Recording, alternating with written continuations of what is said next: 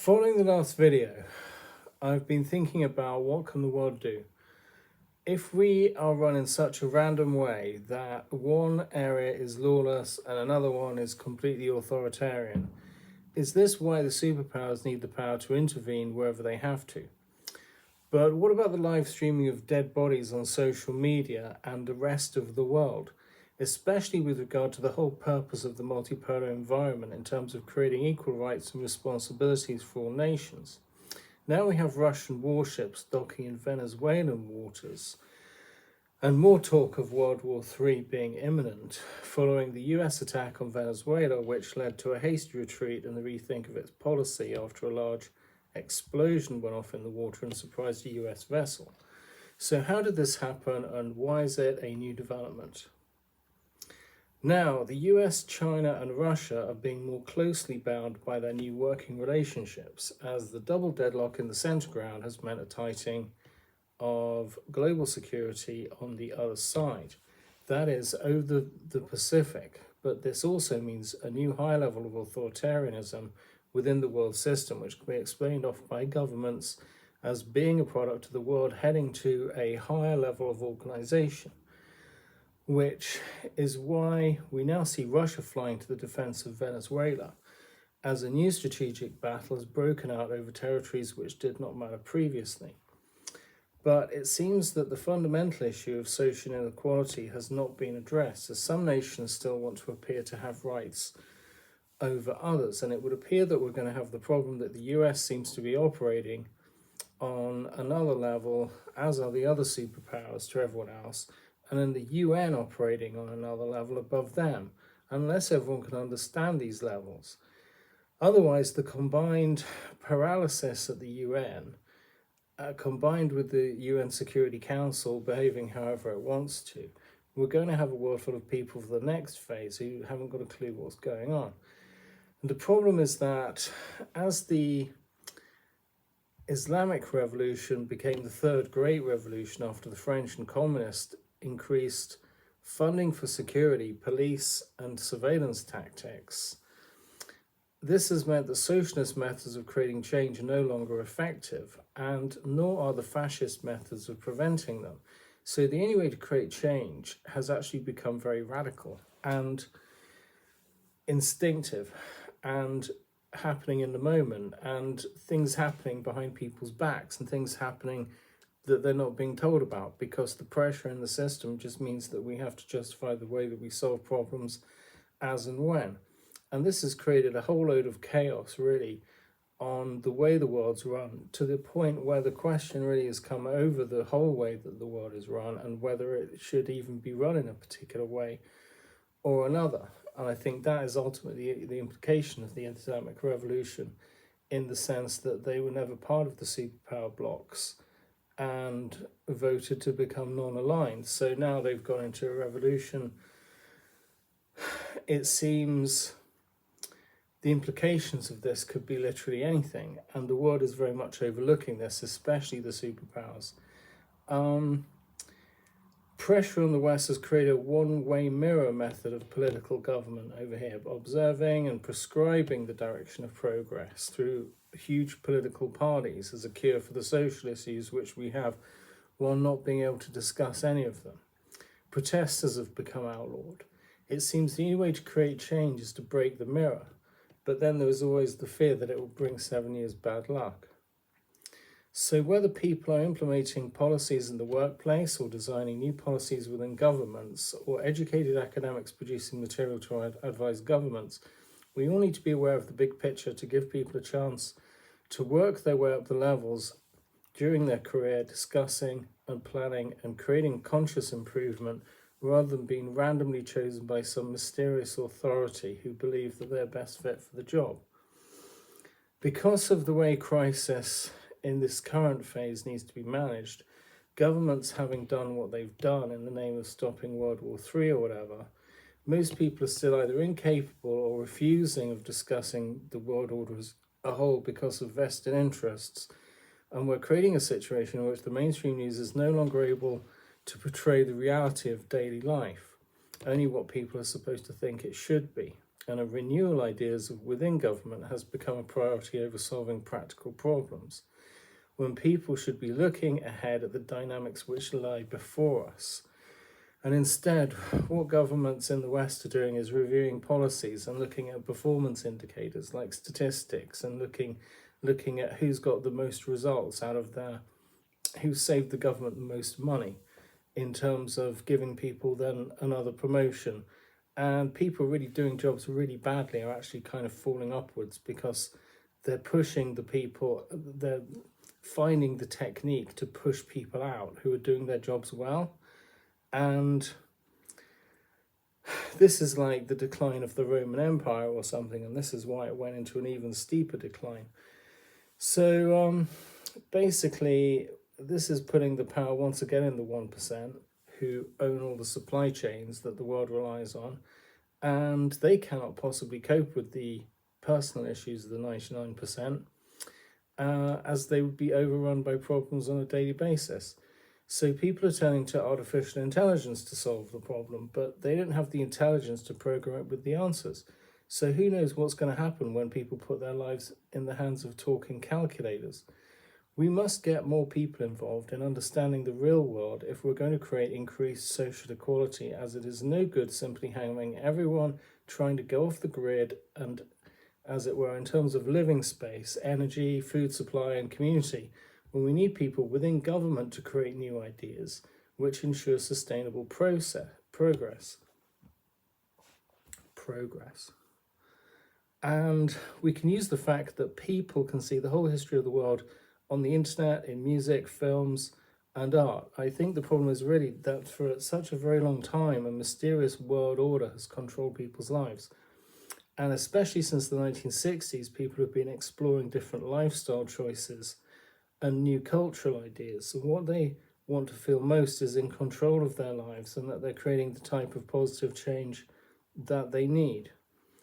If people want to exclusively do their own thing, then they can find a way of doing it in relation to what mainstream society is doing anyway, as situations are different in different nations.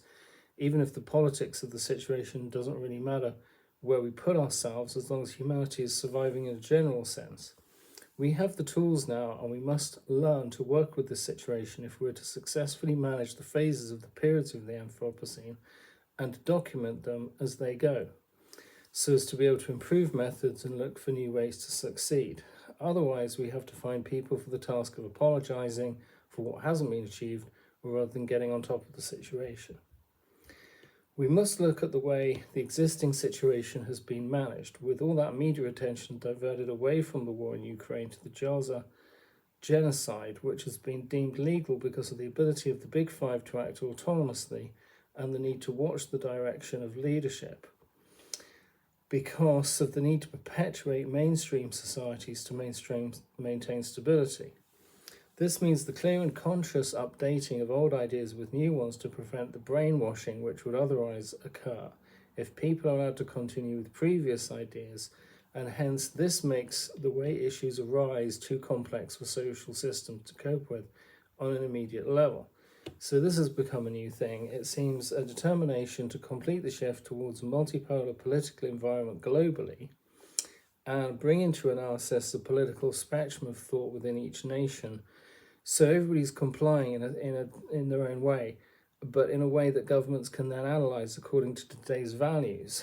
And they want to bring everybody who's off the grid into some sort of program so they can be regulated. And effectively, really, we're talking about a mind control program for the whole world, even though it's in the disguise of politics. Because, okay, pressure on the Big Five to get along. Maybe they need everyone. They can't have anybody upsetting the idea that things could be different. So, but really, I think it's just the pressure inside the system is just getting to them, really, and each side trying to upset the other one in its own way. Russia's trying to undermine the US, making capitalism frenzy ideological crisis, and the US is trying to pump capitalism into the communist bloc, meaning that they're having an ideological rally against the the Western devils, as they call them. So maybe just this whole polarization of ideas really has to end. But then, because of the time scale for it all, it means that the only way that we're able to do that is through the way that the relationship between the superpowers is resolved over time, gradually, and all this pressure in the system means that wars are blowing up all over the world. And basically, the BRICS side in particular is determined to bring the multipolar political environment because of its emergence from autocratic regimes following the end of European colonialism and then the communist revolutions, which the West left behind, and the West is now more concerned, it seems, with the globalist perspective. This means that while the implications of the Anthropocene and its mathematics are becoming increasingly apparent to government analysts, they are being used to simply perpetuate existing mainstream culture by replacing old ideas with new ones of the same type. And what I'm trying to show you here is a cross-section of the way that it's evolving. What the government sees, that's what the government see from their side.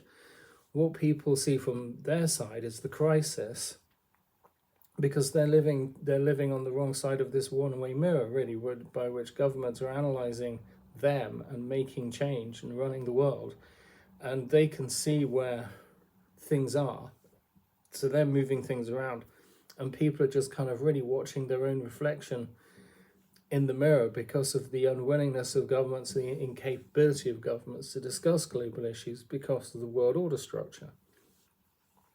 So that's what I'm saying, that we can see through the mirror if we can understand these levels, because it all has to work in a way, doesn't it? It has to work in a way, so they can't get away from that, even if they can hide most of what they say. And I mean, even if they can hide the way it's run by the way that they do things. So basically, in this video, what I'm going to be talking about is how people can create change from where they are if they learn to speak the right language. And I don't just mean the language of the country, I mean the actual language of the structure of ideas in the place or department or the organization where they are. So rather than creating new concepts to drive change, many societies are just going in different directions. And the law aims to be fair, so people have to have different aspirations and values and things which society considers acceptable in order to function as people. So what we're having at the moment is a pressure inside the system which is affecting really the way people feel that they can behave, or the way that they feel that they have freedom or not. In Western capitalist countries, the traditional relationship between the aristocracy and the church has had a large effect on the way that people think and behave, and also the way people move up and down the social scale according to what's deemed important at the time. The African bloc has its own general direction and function as the rise of new centre ground politics emerges in global history, politics and current affairs. Communist countries have their own agendas, generally concerned with counterbalancing capitalism and its influence. So in Islamic countries, it is the relationship between the people and religion rather than the aristocracy as such, which is of more importance. So it's not like the Catholic and Protestant, Greek or Russian Orthodox denominations in Christianity. The Celtic Fringe in Europe is generally concerned with preserving its own culture and language, but also has an interest in equality of religion. The Celtic Fringe in Europe in recent years won the right to worship at Stonehenge, which has become a famous landmark in the history of religion in Britain because it heralded the age when multicultural society meant religious freedom for everybody. And the world is increasingly globalizing. New hybrid ideas are emerging where cultures have interacted, some positive, where positive exchange of ideas or trade of material goods has occurred, and some negative, where there have been cultural clashes or wars. So the internet must be the key to learning about other cultures in order to see ways in which we can choose to either interact or know how to avoid conflict. It will still be a struggle getting through life on a daily basis, but at least we will have the world going in the right direction, which is the first real benefit of the Anthropocene. Then there is the question over the fact that the sense of direction is essentially determined by previously established directions in the sense of mainstream societies or nations. Looking back from the future, maybe in 50 years' time, but at least within living memory, we will see today's world in terms of nations which existed and see that that is the situation which evolved out of the final nations. It's in the way people have been managed through the phases as part of the multipolar environment that people have been trying to do things like end racism as such in politics, but then they've been finding it impossible to separate it from nationalism in terms of mainstream society because of the ethno-dominant factions in each nation, or at least the majority of the people. If they're a particular ethnicity, then this means that politics contains a certain amount of racism which they are continually trying to filter out. Hence what Putin calls the denazification of Europe, which has been part of the Ukraine war. But then how will this change come? It must somehow be linked to the history of the situation, which includes 2 world wars, one over racism, one over imperialism, Ukraine, Russia, and then there's the US-Israel war on terror in the Middle East, which is really about the juxtaposition of ideas in world factions. And in this, Iran appears to be the last target. The deals which the US has made with Russia and China therefore must be layered to cope with the proportions in which events must occur in. So in other words, we get to a certain point and then one layer opens up and then certain things are renegotiated which have been pre-negotiated in advance. So therefore, they say, well, we're going to have to head towards this point here and then this such and such, or whatever happens there, and then we'll talk about this. So it's kind of one paradigm loaded up inside another paradigm at the moment, and the superpowers having to basically get along in this way has then caused each to kind of explode in its own manner, really, with Russia and Ukraine, the US now attacking Venezuela, because they've been restricted in terms of the way that they can project their global influence, and the structure of their empires is so great and there's so much pressure inside them that they have to go somewhere. So Russia's concerned with protecting its domestic sovereignty, which seems logical after the effect of the war in Ukraine on its own position, for example, being banned from many sporting events like world football. And the way it seems to be doing this is by making a whole new set of alliances within BRICS and essentially leaving its past as a European nation firmly behind. And it seems like that's what's going to happen to Russia. Is if it's going to become part of BRICS, then it is going to have to wholeheartedly become part of BRICS.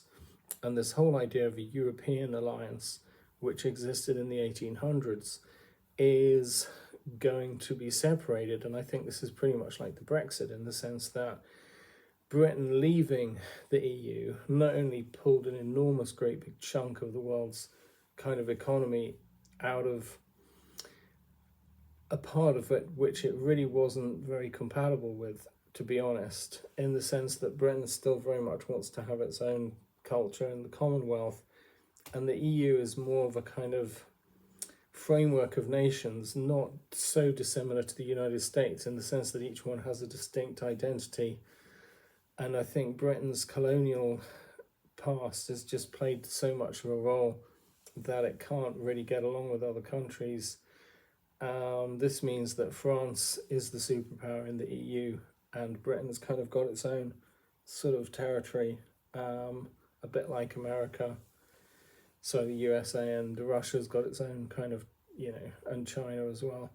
So this is why they're still the big five. But I mean, to get them getting along, we haven't just got to do that. We've got to actually enable them to open the Security Council up to more nations which can have a stabilizing effect, like Germany, like Italy, like Brazil, like India. Big stable countries which have no danger of upsetting the balance of power. And then we'll be able to see the new phase in which China goes for Taiwan, because while trading off its concern for the US taking out the revolutionary Iranian government, the two sides have now kind of meshed together but still have their own needs. So it would appear logical that the revolutionary Iranian government would go, as they started the whole war on terror phase, / Islamic revolution phase. So now the world needs that to go, and they need to bring in a new crisis or a new catalyst for global change in some form, which will obviously be changed to be something which is not of the same nature, because obviously those events have happened. So we have to find our way in the new series of events which emerge out of the world order. And Guy needed some sort of intensive don't care unit, I think. Anyway, perhaps Iran hasn't realized this yet, as it will be hidden by UN Security Council protocol and bureaucracy. Meanwhile, the Arab world has been synonymous with Islam, hence the Islamic Revolution, because this has been a problem with human culture since settled farming. The fact that populations become relatively fixed, and hence getting them to interact to the point where they mix, has been almost impossible. So not only have you got the empire, you've also got the revolution inherent in the structure of society. And now we're seeing societies merge completely with the internet.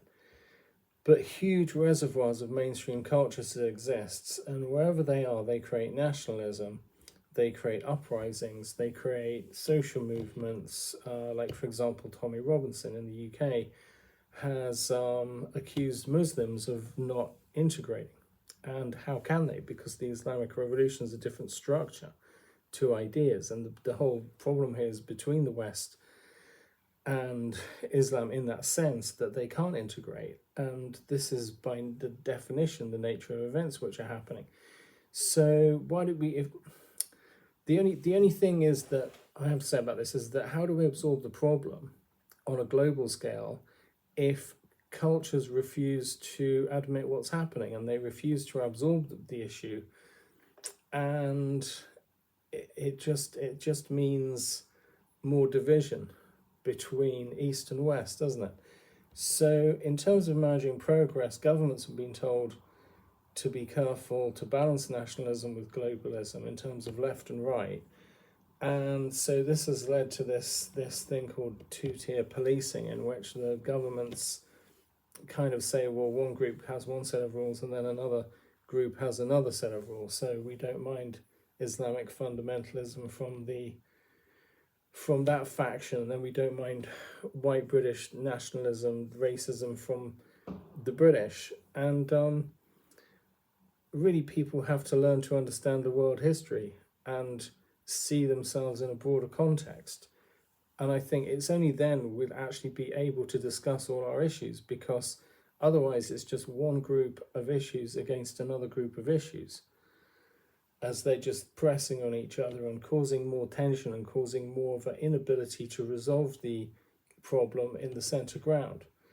So in terms of demonstrating this, in a lot of cases, governments have given detailed explanations as why theirs is the correct course of action, like the Brexit, like in cases of policing, why they've had to act in the way that they did. And they always say, because of this one-way mirror thing, they seem to have, because they've got the overview, they've always got an answer for everything. They can always explain, they can explain it even if it doesn't make sense, even if it's not right. They can still give it as their explanation, and there's really nothing people could do about it. Henceforth, we're coming out of the multipolar phase largely because of the problem with the world operating purely in terms of nations. So not exactly the idea that every nation can just do what it wants, as most nations have been forced into regional alliances, which have been part of the deep divides within geopolitics. But then we need to see this, really, if we're going to enable things to move forward. As, again, even if it's it's the level 5s down enforcing the policies of the level 8s, it means that level 8s have got the overview and then the level 6s have the analysis, and the level 5s 4, 3, 2, 1, they're just implementing the policies which have been designed higher up. So I want to end this video by saying that as governments and national culture continues to be part of the societies we exist in, it doesn't mean that honest communication cannot occur between people who have an understanding of different levels and can see how policies and procedures are being designed and how they're working. And if people just made an effort to research the history of their own department or their town or their country and how it's developed through the different stages, then they can work out which language to speak about change and create the progress that we need.